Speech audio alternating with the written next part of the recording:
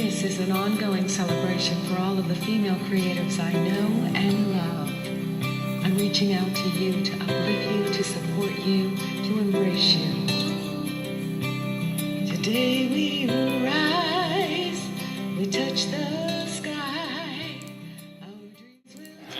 So I looked back up and she said, "Are you really going to try to break in and steal the video before they put it on YouTube?" And I said, "I'm just thinking about it a little bit."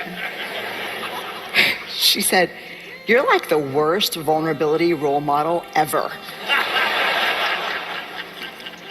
And then I looked at her and I said something that at the time felt a little dramatic, but ended up being more prophetic than dramatic. I said, if 500 turns into 1,000 or 2,000, my life is over. I had no contingency plan for 4 million.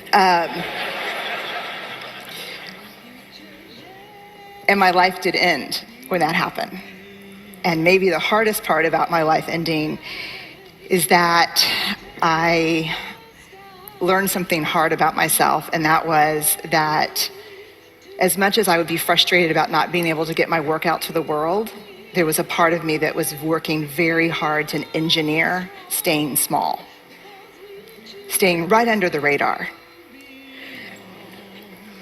But I want to talk about what I've learned. There's 2 things that I've learned in the last year. The first is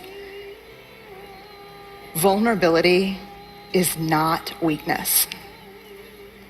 And that myth is profoundly dangerous. Let me ask you honestly, and I'll give you this warning. I'm trained as a therapist, so I can outweight you uncomfortably. So if you could just raise your hand, that would be awesome. How many of you honestly, when you're thinking about doing something vulnerable or saying something vulnerable, think, God, vulnerability is weakness, this is weakness? How many of you think of vulnerability and weakness synonymously? The majority of people. Now let me ask you this question. This past week at TED, how many of you, when you saw vulnerability up here, thought it was pure courage? Vulnerability is not weakness. I define vulnerability as emotional risk, exposure, uncertainty. It fuels our daily lives.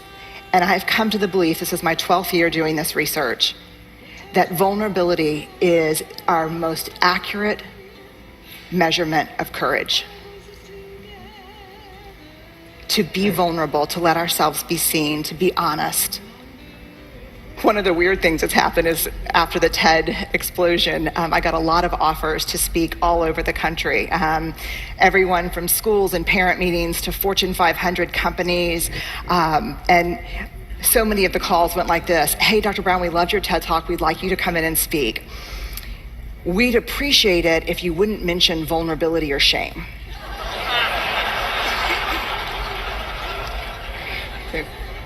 What would you like for me to talk about? There's 3 big answers. This is mostly, to be honest with you, from the business sector. Innovation, creativity, and change.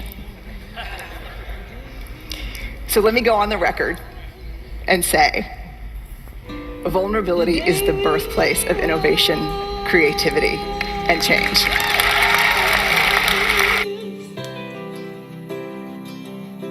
Rise with me in celebration of supporting women artists now, also known as SWANDay.